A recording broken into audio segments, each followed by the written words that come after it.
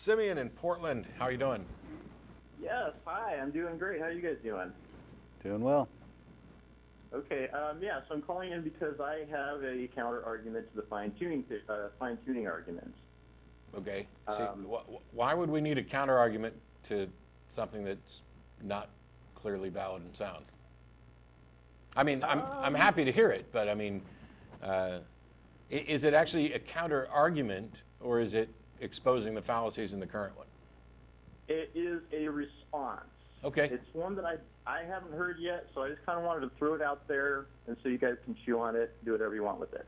Go for it. So, all right, it goes like this. Okay, so the fine-tuning argument basically says that, if the mass of the proton was any more or any less, then the atoms wouldn't stay together, no life could exist, we wouldn't be here, and that the probability of all the laws of physics being what they are is 10 to the, some huge number. So it's a hugely improbable. It's even more unlikely than homeopathy.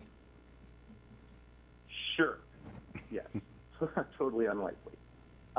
But the first thing I would point out is the number they come up with is still a finite number, and that's important because what they do is they postulate an infinite God, and an infinite God has infinite capabilities. And if he has infinite capabilities, then the probability that he would choose to create our universe that has us would be 1 in infinity. Yeah, except infinity is not a quantity. Well, it represents well, that's true. It's a concept. But yeah. if you don't like infinity, if you don't like infinity, I can just say that the supposed God could come up with 1,000 times more possible universes than the number that the theists come up with in their fine-tuning argument. Sure, and I'll have to actually correct that for a second. I do realize that mathematicians do use the concept within their math. I'm talking about you can't. It's unquantifiable. It's unquantifiable. But anyway, go ahead. Okay. Well, I mean, if you want to just outright say that an infinite God is impossible on that basis, I'll totally accept that. I'm not going to say it's impossible. I don't know that the concept makes any sense. I don't see any demonstration that it is possible or probable or likely, and I don't know how you could do a calculation of probability when you're talking about, infinity. Well, you would. You just treat it as like a 1 divided by 0 situation where it can't really happen, but well, in mathematics, you don't have infinity, you approach infinity. Right. So, I mean, I can rewrite my counter argument to just say that it approaches infinity. Which is also strange because let's say I'm approaching infinity, I'm never getting any closer. So am I really approaching? Right. But that's a different subject. Go ahead. But that's okay because for purposes of my argument, you're still vastly exceeding the number that the theists come up with. Yeah, all you have to do is get them to concede that infinity, by definition, is more than whatever number they come up with. Right. So really the basis of my argument is saying that God is vastly more improbable than this universe, even if all their math is correct. Yeah, except that I don't see how that works. I don't see how you can say that something is less probable just because there's an infinity in there somewhere. Because it could be that the probability of God existing is 1. Right. But I'm not worried about that because I'm assuming that there is a God for this argument, but it's an infinitely capable God. Okay, if you begin by assuming that there's a God, then and that God has the characteristics of most gods that are posited, right, then it's always going to be a more likely and better explanation than something that is, vastly improbable. So you can't begin by just assuming God. Well, I'm just comparing the two scenarios. Right, but if you begin by assuming God, then God is a more likely explanation.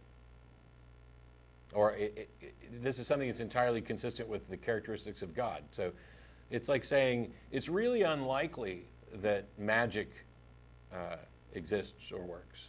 But if you begin by assuming magic, then magic becomes a possible explanation for something. You still can't calculate how likely, but Right, but you can still say that even if it's a, I guess you would say a sufficient cause. Well, you're confusing whether or not something exists with whether or not it can be, or how likely it is to be the cause of something. The explanation of the universe. Yeah, those are two completely different. No, I'm approaching it from the other angle. I'm saying that even if you postulate the existence of the God, that he could have made, he didn't have to create us. He could have chosen to do any number of things. He could have just. I don't know that, but for the sake of argument, we can say that that's a possibility. I don't know that that's the case. Well, would you say that the God that we're used to dealing with would be incapable of not creating this universe? I don't know what that God is capable or not. This is actually an open question. It's one of the reasons why when we talk about this, it is okay. If there is a God and he created the universe, did he have a choice in what kind of universe he could have created? Could he created it any different? I don't know.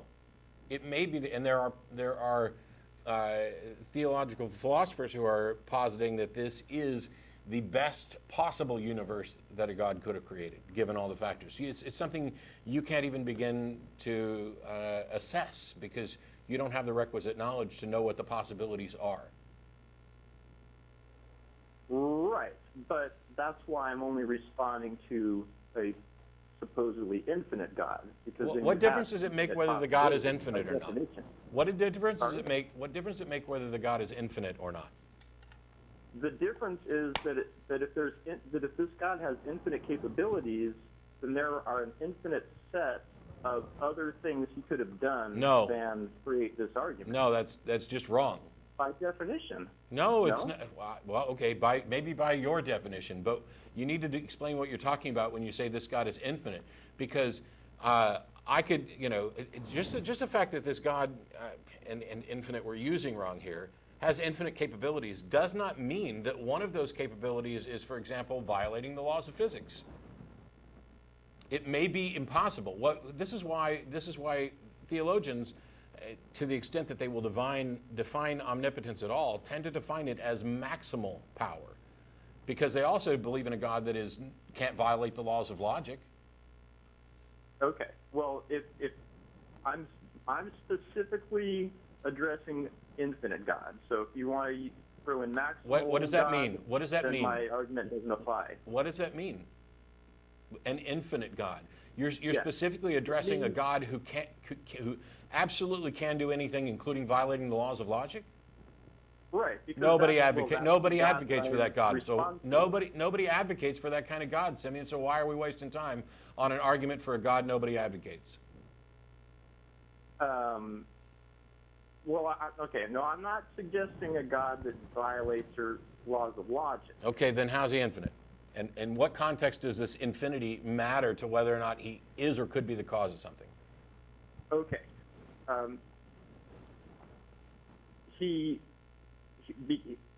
It's defined as infinite numbers of capability, of things that he could do. That there's nothing that God could not do, according to most theists, right? Like so actually, other than logical. No, actually. This entire thing is about God can do everything that is possible. God cannot do the impossible. Okay, well, how many possible things are there you don't know. to be done? You don't know, do you? I don't either. But, I mean, it would be a vast number, would it not?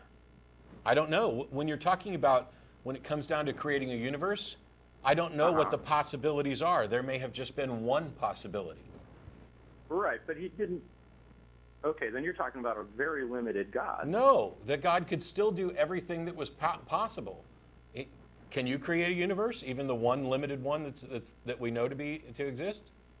Well, of course not. Okay. So God can do all the things that are possible to be done. When you start trying to construct an argument to show that God can't do the impossible, no matter how neatly structured you think it is, and no matter which words you try to use, you are now basically saying, can God create a rock so big that even he couldn't lift it? That's not going to convince anybody, and it's not a good argument. Right, but no, I'm not going there at all. I'm just saying that God there is no way. had to make a universe. There is no way that your argument cannot be equated with can God create a rock so big he couldn't lift it. If you're going down this road of options and which is more likely. I mean, it's Okay, well, let me just ask you this question. What law of logic would it violate to suggest that God didn't want to make the universe at all? He just wanted to sit and meditate. nothing. I mean, that would be an easy thing for an infinite or vastly powerful God to do. He could have sat and played with Tinker Toys. He Yes, could have done and so many other things. well, you know, if he had Tinker Toys, but so the book I'm working on is called If I Were God, and the very first question, or what's tentatively going to be the first question, is why would I create anything? It's an open question. If you're a God, why would you create anything? That's a good, yeah, exactly. And what probability would there be that the God that may or may not exist would even I don't be know. inclined to do such a thing? I don't know. How could you why ask what the probability is if you have no way to figure it out? Well, it's just fun to talk about. Well, and even if you go down the road of, okay, let's say God decided to create the universe, I think what you're getting at is he has an infinite number of choices on how to do that. That's sort of the same fallacy there is in the fine-tuning argument, is that it's not just a random collection of properties of the universe. Things depend on each other, and things work a certain way, and so it's not totally random. I would argue there's not an infinite number of choices to be made, that some choices lend themselves to what previous choices were about specific things. Are you talking about like what choices that God would have made? Yeah, if he's the one doing the fine-tuning, in other words, and Matt was getting at that, he's constrained by the laws of physics. So the fine-tuning argument says, well, for all these properties to be exactly how they are, that's really unlikely, but that's assuming that everything's random and these properties are just flung together in hopes that they'll all come together and make something that'll work. Yeah, there's a whole bunch of things you can build with Legos, but you can't build anything with Legos. I mean, there are some things that you couldn't build with Legos, like in a new universe. But if you kept adding more and more Legos, you could keep continually increasing the number of different Lego configurations. Sure. So I don't know where we're at or where we're hoping to get. Well, basically, I'm just trying to set up two. So the problem with the fine-tuning argument is that they're making a declaration about how unlikely something is and trying to claim that it's so unlikely that God becomes a better explanation. Okay, that's right. Okay. The problem with the argument is they have no way of calculating the odds of God or the odds of God doing anything. So you can't say X is more probable than Y if you can't calculate X. Okay, well, sounds like you're almost in a way agreeing with my argument, at least the way I'm trying to present it, which is that cool. Yeah, okay. Well, I think you're making the argument that God is actually less likely, but that has the same problem. You're not quantifying it either way. Well, I'm not. You're attempting to say that God is less likely, which means you think you can calculate the odds of God existing or doing something, which is the same mistake. Well, I think ultimately what I'm trying to say is that everything that the theist says regarding the fine-tuning argument, I can take that same argument, schlep it over to criticize the God hypothesis, and would I be right to do so? No, you would be wrong to do so, because if you take a flawed argument and then turn it around and use it for the opposite conclusion, you still have a flawed argument. Now, it's a really good way to demonstrate that there's a flaw in the argument, perhaps get them to agree with it. But that's what I'm trying to do. Okay, well then all you have to do is point out the flaw in the argument, which you can do in just a couple seconds by saying, how did you calculate that the probability that God did this is greater than the probability that it happened naturally? Well, how did they calculate those probabilities? You're done. I don't mean you're done, but you're just about done. All right, well, but I'm okay. Sounds good. I guess cool. I am done. And actually, on my, I did a video on this for my Patreon project, and it's actually up for free for everybody on my YouTube channel. There's two videos on the argument from design, and one of them is called "What Are the Odds?"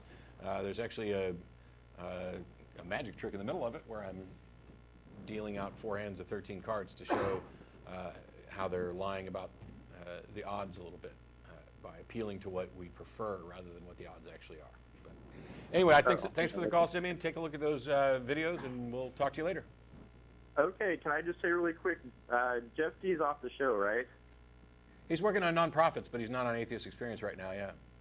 Okay, well, I just wanted to give him a shout-out, tell him that I thought he was a great voice on the show, and he's missed. Yay! Thanks. We'll let him know. All right, yeah. Thanks, Simeon. Jeff D., you are missed by loads of people.